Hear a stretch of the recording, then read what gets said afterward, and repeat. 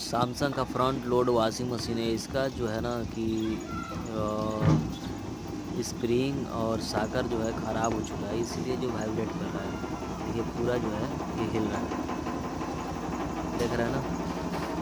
तो इसका जो है साकर और स्प्रिंग दोनों को चेंज करना पड़ेगा। तो चेक कर रहा हूँ इसको, खोल रखा था इसको।